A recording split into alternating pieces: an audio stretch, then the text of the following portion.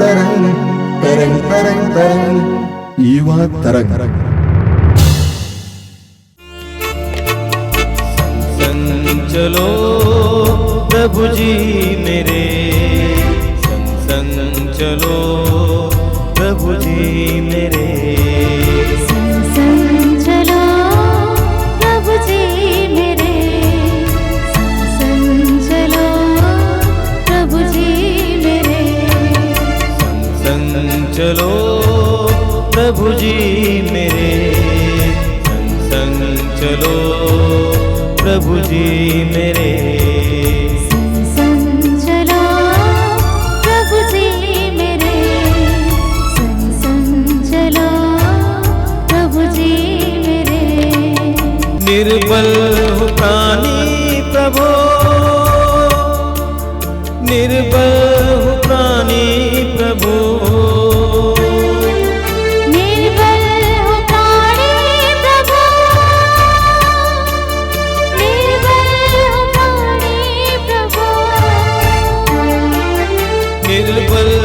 प्राणी प्रभु, निर्बल हूँ प्राणी प्रभु, निर्बल हूँ प्राणी प्रभु, निर्बल हूँ प्राणी प्रभु। संग संग चलो, संग संग चलो, संग संग चलो, संग संग चलो, संग चलो प्रभु जी मेरे, संग चलो प्रभु जी मेरे, संग चलो प्रभु जी मेरे, संग चलो प्रभु जी मेरे। तेरी ही राहों पर चलता रहूं मैं सदा, तेरी राहों पर चलता रहूं मैं सदा,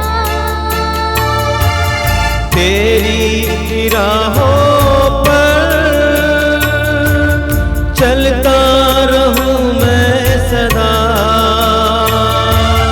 तेरी राहों पर चलता रहूं मैं सदा। संग संग चलो, संग संग चलो, संग संग चलो, संग संग चलो प्रभु जी मेरे, संग चलो प्रभु जी मेरे, संग चलो प्रभु जी मेरे, संग चलो प्रभु जी मेरे। सभी युवा भाई बहनों को जय यीशु। मेरे प्रिय छोटे भाई और बहनों, मैं आपको धन्यवाद देना चाहता हूं, बधाई देना चाहता हूं कि आप युवा तरंग से जुड़े हुए हैं। प्रभु आपको आशीष दें, आपके हर कार्य में आपको सहारा दें। युवा तरंग आपका कार्यक्रम है, आपके लिए विशेष रूप से बनाया गया है। जो वचन सुनाया जाता है आपके परिप्रेक्ष्य में सुनाया जाता है, आपकी परिस्थिति के लिए सुनाया जाता है। इसलिए मैं आपसे अनुरोध करूंगा, लगातार युवा तरंग को देखने का प्रयास करें और इसको सुनकर आप प्रेरणा प्राप्त करें। पवित्र वचन हमारे जीवन में बहुत बड़ा बड़ा कार्य करता है। प्रभु यीशु स्वयं कहते हैं योहन के सुसमाचार के अध्याय 15 में कि मैं तुमसे ये सारी बातें इसलिए बोला हूँ कि मेरा आनंद तुम में हूँ और तुम्हारा आनंद परिपूर्ण हो। यानी पवित्र वचन हमें इसलिए दिया गया है ताकि हमें प्रभु का आनंद मिले और हमारा आनंद परिपूर्ण हो। हम जितना पवित्र वचन को सुनेंगे, पढ़ेंगे, उतना हम ईश्वरीय आनंद से भर जाएंगे। मैं जानता हूं कि आपकी इस परिस्थिति में आपको कितनी ग्लानि महसूस होती है। विशेष करके विभिन्न प्रकार के प्रलोभनों से लड़ते समय आपको अपने में कितनी दोष भावना का अनुभव होता है। आपको अपने जीवन में कितने दुख और विशेष करके विफलता का अनुभव होता है। उन सारे क्षणों में पवित्र वचनों को सुनने और पढ़ने से आपको ईश्वरीय आनंद मिलता है और आपका आनंद परिपूर्ण हो जाता है। ध्यानपूर्वक वचन सुनिए। फादर प्रज्ञान आज आपको वचन सुनाएंगे, बड़े ध्यान से सुनेंगे। प्रभु आपको आशीष दे। ख्रिस्त में मेरे प्यारे भाई और बहनों, विशेष करके मेरे युवा साथियों, मैं आशा करता हूँ कि आप लोग खुश हैं, अच्छे हैं। मैं आप लोगों से कुछ सवाल करना चाहता हूँ। क्या कभी आप इसके बारे में सोचे हैं कि आपके मम्मी पापा आपके बारे में क्या सोचते हैं? क्या कभी आप इसके बारे में मनन चिंतन किए हैं कि क्या आप अपने मम्मी पापा का आदर करते हैं? देखिए, अपने मम्मी पापा के बारे में चिंता करना जरूरी होता है। आपके मम्मी पापा जब जवान थे, जब उनका शादी हो गया, तो वे लोग आपके बारे में कितने सारी बातें सोचे होंगे, बातें किए होंगे। पति पत्नी दोनों मिलके सोचे होंगे कि हमारा बेटा का नाम हम क्या देंगे, बेटी का नाम हम क्या देंगे, वो कैसे दिखेगा, वो कैसे दिखेगी, क्या हम उनको डॉक्टर बनाएंगे, क्या हम उनको इंजीनियर बनाएंगे, या सिंगर बनाएंगे, या एक्टर बनाएंगे। कितनी सारी बातें उन्होंने सोचा आपके इस धरती में आने से पहले। तो ऐसे सोचते सोचते जब उन दोनों को पता चलता है कि आपकी मम्मी गर्भवती हो गई है, प्रेग्नेंट हो गई है, दोनों के चेहरे में खुशी आ जाती है। दोनों खुश हो जाते हैं, पापा खुश हो जाते हैं, पापा खुश हो जाते हैं, मम्मी भी खुश हो जाती हैं। मम्मी अपना ध्यान रखती हैं, आपको कहानी सुनाने लग जाती है, एक एक पल अच्छा से गुजरने की कोशिश करती है। पापा भी उनका देखभाल करने की कोशिश करता है। और ऐसा एक दिन नहीं, 2 दिन नहीं, बल्कि 9 महीना तक ऐसा करते हैं। आपके बारे में कितने ही चिंता करते हैं। और एक ऐसा दिन आ जाता है जब आप इस धरती पर आ जाते हैं और मम्मी पापा कितने खुश हो जाते हैं। आप सोचिए, उनके खुशी का कोई सीमा नहीं था। आपके बारे में ना जाने क्या क्या उन्होंने सोचा होगा, कितने सारे उम्मीदें रखी होंगी, कितने सारे सपने देखे होंगे, और वो मम्मी को कितना दर्द झेलना पड़ा आपके वजह से। लेकिन कुछ मायने नहीं रखता है। इतना ही नहीं, बल्कि जब आप इस धरती पर आए, जब छोटे थे, तो कितने बार आपने अपने मम्मी के गोद में, अपने पापा के गोद में नंबर 1 नंबर 2 किए होंगे, रोए होंगे, रात भर रोए होंगे। मम्मी पापा सोए नहीं होंगे, परेशान थे होंगे। आपको जब थोड़ा सा बुखार भी आ गया होगा तो मम्मी पापा कितनी चिंतित थे होंगे। जब आपको मना करते थे बार बार कहां जाने के लिए, तो आप बार बार चले जाते थे। आग को छूने के लिए मना करते थे तो आप आग की ओर दौड़ते थे, तो पापा बचाने आ जाते थे, मम्मी आपको बचाने आ जाती थी। गाड़ियां जाती थी तो मम्मी आपको गाड़ियों से बचा के रखती थी। हर पल, हर क्षण, हर समय आपका ध्यान रखे। और धीरे धीरे जब आप स्कूल जाने लायक बने तो आपको स्कूल में ज्वाइन कर दिए। हो सकता है आप कितने रोए होंगे, स्कूल जाने के लिए मना किया होगा, मुझे नहीं पढ़ना, मैं नहीं पढ़ूंगी। लेकिन मम्मी पापा जानते हैं कि आपका भविष्य का क्या होगा, तो इसीलिए आपको उन्होंने बहुत प्यार किया। फिर भी आपसे दूर रखते हैं, आपसे दूरियां रखने की कोशिश करते हैं, ताकि आपसे दूरियां बनाने की कोशिश करते हैं ताकि आपका भविष्य उज्जवल हो, आप अच्छा से पढ़ें, एक अच्छा इंसान बने। और ऐसा होता है कि आप स्कूल गए, पढ़े, अच्छा से पढ़ाई किए, धीरे धीरे बड़े होने लगे, हाई स्कूल में गए, कॉलेज में पढ़ाई करने के लिए गए, और धीरे धीरे उस मम्मी पापा से दूरियां बनाने की कोशिश किए। और ऐसा दिन आ जाता है कि आप मम्मी पापा को भूल जाते हैं, मम्मी पापा के बारे में बातचीत करना नहीं चाहते, अगर आप अपने मम्मी पापा को पसंद करते हैं तो अच्छी बात है। हो सकता है आप अपने मम्मी पापा को पसंद नहीं कर रहे हैं, उनका आदर नहीं कर रहे हैं। आज प्रभु आपसे बात कर रहे हैं। आज प्रभु आपको बता रहे हैं कि आपके वजह से आपके मम्मी पापा कितने परेशान थे आपका देखभाल करने में, आपका परवरिश करने में, आपको पढ़ाने में। और आज जब आप बड़े हो गए, जब आप यंग हो गए, जब आप कॉलेज जाने लगे, जब आपके दोस्त मिल गए, जब आप पढ़ाई लिखाई में तेज हो गए, तो आप उनको सम्मान नहीं देते, उनका आदर नहीं करते। हो सकता है आप उनसे बातें भी नहीं करते होंगे, उनका सलाह लेने के लिए कोशिश नहीं करते।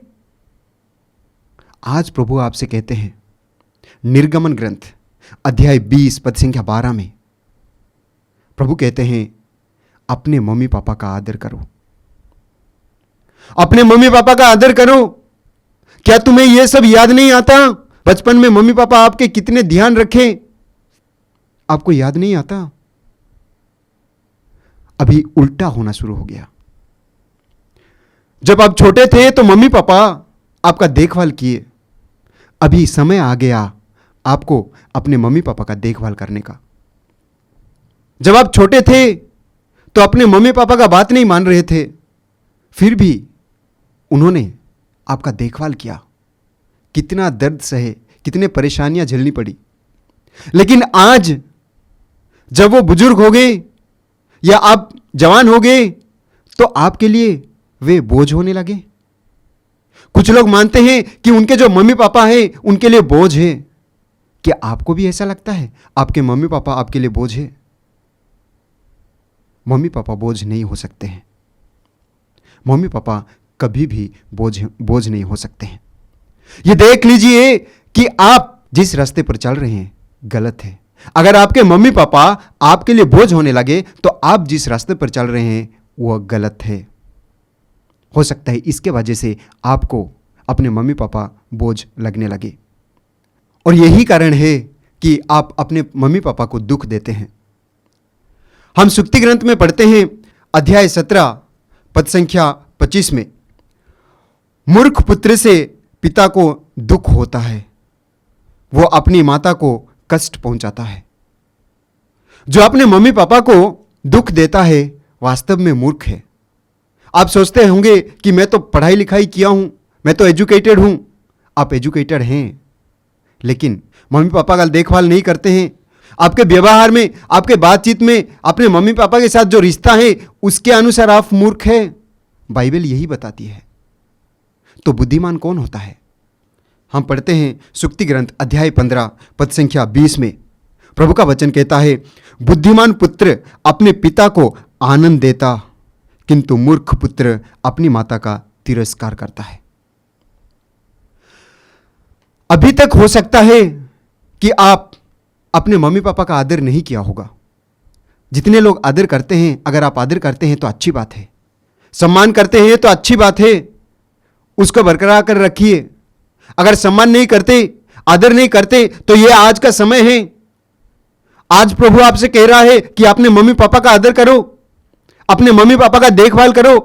क्या आप भूल गए कि आपके लिए उन्होंने कितना कष्ट सहा? क्या आप भूल गए कि आपके लिए उनको कितने परेशानियों का सामना करना पड़ा? आज प्रभु आपसे कहते हैं कि अपने मम्मी पापा का आदर करो। अपने मम्मी पापा का आदर करना जरूरी है। हो सकता है आप जवान हो गए, हो सकता है आप जॉब करते हैं, हो सकता है कि आप बहुत पढ़े लिखे हो गए हैं और किसी का आपको ज़रूरत नहीं है, लेकिन मम्मी पापा जो है, मम्मी पापा ही रहते हैं। वे हमेशा आपके लिए कल्याण की बात करते हैं। हम पढ़ते हैं सुक्ति ग्रंथ अध्याय 23 पद संख्या 25 में प्रभु कहता है, तुम्हारे माता पिता तुम्हारे कारण आनंद मनाए, तुम्हारी जननी उल्लसित हो। माता पिता हमेशा आपके कल्याण के बारे में सोचते हैं। हम पढ़ते हैं प्रवक्ता ग्रंथ अध्याय 3 पद संख्या 2 में प्रभु कहता है, पुत्रों पिता की शिक्षा ध्यान से सुनो, उसका पालन करने में तुम्हारा कल्याण है। वास्तव में मम्मी पापा आपके लिए जो कुछ भी सोचते हैं आपके कल्याण के लिए सोचते हैं। और यही कारण है कि संत पौलुस एफेसियों के नाम पत्र में लिखते हैं, अध्याय 6 पद संख्या 1 में, बच्चों अपने माता पिता की आज्ञा मानो क्योंकि यह उचित है। कलोसियों के नाम पत्र में संत पौलुस लिखते हैं, अध्याय 3 पद संख्या 20 में, बच्चों सभी बात में अपनी माता पिता की आज्ञा मानो क्योंकि इससे प्रभु प्रसन्न होते हैं। वास्तव में जब हम अपने मम्मी पापा का बात मानते हैं, उनके कल्याण के बारे में सोचते हैं, उनका आदर करते हैं, उनका सम्मान करते हैं, तो प्रभु हमें आशीषों के पांव से भर देता है, प्रभु हमारे जीवन में कार्य करता है। तो ये जो समय है आपके लिए सोचने का समय है। अब देख लीजिए कि आपका रिश्ता अपने मम्मी पापा के साथ कैसा है। अब देख लीजिए कि आपके मम्मी पापा आपको कैसा मानते हैं। हो सकता है मम्मी पापा बुजुर्ग हो गए तो हो सकता है आपको डांटते होंगे, हो सकता है उनका बात आपको अच्छा नहीं लगता होगा, हो सकता है आप जो कहते हैं मम्मी पापा नहीं सुनते हैं, हो सकता है आप जो करते हैं मम्मी पापा को अच्छा नहीं लगता है। अपने मम्मी पापा को डांट नहीं सकते, गाली नहीं दे सकते, जैसा चाहे वैसा व्यवहार नहीं कर सकते। कुछ लोग ऐसा है कि जो चाहे वही बोल देते हैं, कुछ भी बोल देते हैं, डांट देते हैं, उनको दुख पहुंचाते हैं। सुक्ति ग्रंथ में हम पढ़ते हैं अध्याय 17 पद संख्या 27 में, जो अपनी जीवा पर नियंत्रण रखता वो ज्ञानी है, जो शांत रहता वो समझदार है। कभी कभी मम्मी पापा हमें डांटते हैं, हमारी भलाई के लिए बोलते हैं, लेकिन जब हम जवान रहते हैं हमें अच्छा नहीं लगता। हम अपने दोस्तों के साथ मजे में रहते हैं, अपने सहेलियों के साथ मजे में रहते हैं, मम्मी पापा से कहते हैं हम कॉलेज जा रहे हैं, लेकिन अपने दोस्तों के साथ फिल्म देखने चले जाते हैं। मम्मी पापा को कहते हैं कि पढ़ने जा रहे हैं, लेकिन बार में चले जाते हैं। ऐसे ही दोस्तों के साथ समय बिताते हैं, या गलत संगति में फंस जाते हैं, या गलत रिश्तों में फंस जाते हैं, जिसके कारण दुख झेलना पड़ता है, कठिनाइयों का सामना करना पड़ता है, बाद में टूट जाते हैं। और माता पिता ये नहीं चाहते हैं कि आप टूटे, इसीलिए वे लोग आपको बचाने की कोशिश करते हैं, आपको स्वतंत्र रखने की कोशिश करते हैं, आपको सही मार्ग पर ले जाने की कोशिश करते हैं, जो आपको अच्छा नहीं लगता। आज का जो समय है सोचने का समय है। देख लीजिए कि आपका रिश्ता अपने मम्मी पापा के साथ कैसा है। यह मत भूलिए कि आपका हर चीज़ उन्होंने पूरा किया है। यह मत भूलिए कि आपको जब चलना नहीं आ रहा था उन्होंने आपको चलाया है। यह मत भूलिए कि जिस एजुकेशन के बारे में आप बात कर रहे हैं, जिस शिक्षा के बारे में आप बात कर रहे हैं, उन्होंने आपको पढ़ाया है। यह मत भूलिए कि जो नौकरी आप कर रहे हैं, नौकरी तक पहुंचाने वाले वही हैं। मेरे प्यारे दोस्तों, हम सब इतना शिक्षित हो गए हैं, इतना एजुकेटेड हो गए हैं, और अपने आप को इतने आधुनिक समझने लगे कि आजकल हमको देखने को मिलता है कि बुजुर्ग मम्मी पापा का सम्मान नहीं किया जाता, उनको घर में रहने नहीं दिया जाता, अनाथालयों में डाल दिया जाता है, वृद्धाश्रम में डाल दिया जाता है। उस मम्मी पापा जो कि आपको इस धरती पर लाने के लिए कितने सपने देखे, उस मम्मी पापा जो कि आपके लिए इतने परेशानियों का सामना किया, आज वे जब अपने से कुछ कर नहीं पा रहे हैं तो उनका देखभाल करने में आप इनकार कर देते हैं, मना कर देते हैं। क्या आपको दर्द नहीं होता? क्या आपको दुख नहीं होता? क्या आप ये नहीं समझते कि आपका भी दिन आ रहा है? आपके बच्चे भी आपके साथ ऐसा ही करेंगे। आप सोच लीजिए उन मम्मी पापा का हालत क्या होगा, क्या लगता होगा उन्हें जो वृद्धाश्रम में रहते हैं,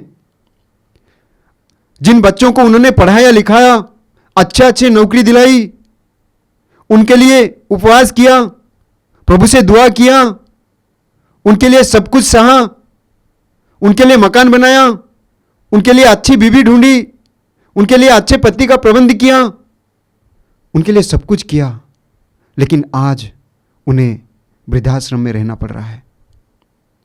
क्या यह शर्मनाक बात नहीं है? क्या हम इसे आधुनिक जमाने के लोग कहेंगे?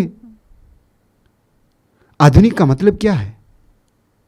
हम अपने आप को क्यों आधुनिक कहते हैं? आधुनिक कहने का मतलब यह नहीं है कि आप कंप्यूटर चलाएंगे, अलग अलग प्रकार के मोबाइल का इस्तेमाल करेंगे, साइंस बहुत आगे गया, वो तो अच्छी बात है। अगर आप अपने आप को आधुनिक जमाने के मान रहे हैं तो अपने मम्मी पापा का भी देखभाल कीजिए। इतना खुश रखिए कि उनको एक ही शब्द आपके विरुद्ध कहने लायक ना छोड़ें, और उनका इतना देखभाल कीजिए ताकि आप एक दिन ना पछताएं कि मैं अपने मम्मी पापा का देखभाल नहीं किया। उनका इतना देखभाल कीजिए, उनका इतना आदर कीजिए, उन्हें इतना सम्मान दीजिए ताकि वे इस धरती से चले जाने से पहले आपको भरपूर आशीष दे। मम्मी पापा का आशीर्वाद मायने रखता है। जब मम्मी पापा आशीर्वाद देते हैं तो वो हमारे जीवन के लिए एक सफलता का कारण बनता है।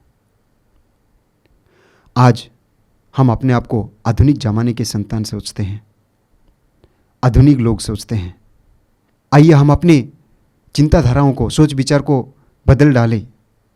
हम अपने मम्मी पापा को वृद्धाश्रम में नहीं डालेंगे, बल्कि खुद देखभाल करेंगे, अपने घर में उनका सेवा करेंगे।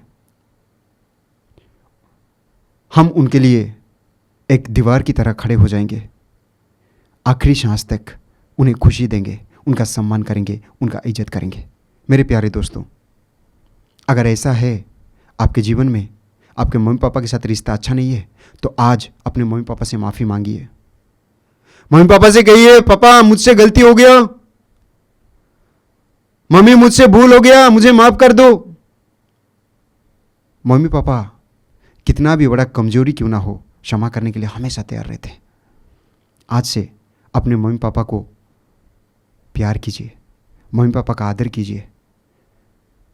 भले ही वे आपको दुख दें, आपको लगता होगा कि वे आपको दुख दे रहे हैं, वास्तव में वे आपकी भलाई के बारे में सोचते हैं, हमेशा आपका कल्याण की बातें करते हैं। आइए अपने आप को देख लीजिए कि आप कितना अपने मम्मी पापा से प्यार करते हैं। अगर आपका रिश्ता अच्छा नहीं है तो अभी प्रभु से आशीष मांगिए, कृपा मांगिए। प्रभु से कहिए, प्रभु मुझे शक्ति दे मेरे मम्मी पापा से बात करने के लिए। प्रभु से कहिए, प्रभु मुझे पवित्र आत्मा से भर दे ताकि मैं कैसा भी परिस्थिति में भी अपने मम्मी पापा का देखभाल कर सकूं, हर पल हर क्षण उनका आदर कर सकूं, मरते दम तक उनका साथ दे सकूं। प्रभु आपको आशीष दे ताकि आप अपने मम्मी पापा का आदर कर सके, सम्मान कर सके। आमीन। धन्यवाद फादर प्रज्ञान। आइए हम प्रार्थना करें। अपनी आंखें बंद रखिए। प्रभु यीशु, धन्यवाद देते हैं कि तू आज अपने पवित्र वचनों के द्वारा हमें समझा रहा है कि हमें अपने जीवन में टूटना नहीं है। ये विश्वास करना है कि तू सदा हमारे साथ रहता है। तेरे पवित्र वचनों के द्वारा हमें जीवन प्राप्त होता है। तूने स्वयं कहा है, जो वचन मैंने सुनाया, शिक्षा मैंने तुम्हें दी है, उसके द्वारा तुम शुद्ध हो गए हो। तेरे पवित्र वचनों के द्वारा हमारे उद्देश्य शुद्ध हो जाते हैं, हमारे मन शुद्ध हो जाते हैं। प्रभु, विशेष करके इस समय मैं अपने छोटे भाई बहनों के लिए, अपने इन बेटे बेटियों के लिए प्रार्थना करता हूँ जो आज विभिन्न प्रकार के बंधनों में पड़े हैं, विभिन्न प्रकार के तूफानों का सामना कर रहे हैं। कभी कभी उनको लगता है कि हम अकेले हैं, कभी कभी उनको लगता है कि हम टूट गए, हम विफल हो गए, हम बर्बाद हो गए हैं। उन सारे क्षणों में प्रभु यीशु उनको साथ देना। तूने अपने पवित्र वचन में कहा है, याद रखो संसार के अंत तक मैं सदा तुम्हारे साथ हूं। तरह ये वचन उनके कानों में उन सारे क्षणों में गूंजता रहे। वे तुझसे सहारा पाएं, वे टूटे ना, वे निराश ना हो, वे सदा तेरे वचनों से सामर्थ्य प्राप्त करें, आनंद प्राप्त करें। हमारी इस प्रार्थना को ग्रहण करना। सर्वशक्तिमान परमेश्वर पिता और पुत्र और पवित्र आत्मा आपको आशीर्वाद प्रदान करें। आमीन। जय यीशु। ज्योति दिखा दे प्रभु, भटका राही हूँ मैं। ज्योति दिखा दे प्रभु, भटका राही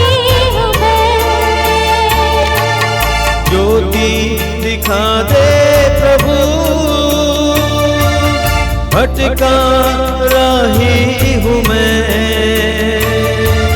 ज्योति दिखा दे प्रभु, भटका रही हूँ मैं।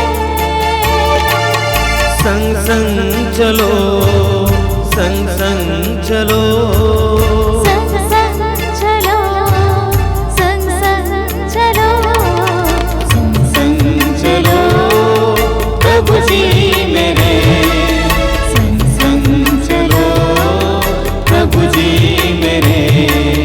संग संग चलो प्रभु जी मेरे। संग संग चलो प्रभु जी मेरे। आशा जगा दे प्रभु, निराशा भरा है ये मन। आशा जगा दे प्रभु, निराशा भरा है मन। आशा जगा दे प्रभु, निराशा भरा है ये मन। आशा जगा दे प्रभु, निराशा भरा है मन। संग संग चलो, संग संग चलो, संग संग चलो, संग संग चलो, संग संग चलो प्रभु जी मेरे। संग संग चलो प्रभु जी मेरे। संग संग चलो प्रभु जी मेरे। संग संग चलो प्रभु जी मेरे। संग संग चलो प्रभु जी मेरे। संग संग चलो प्रभु जी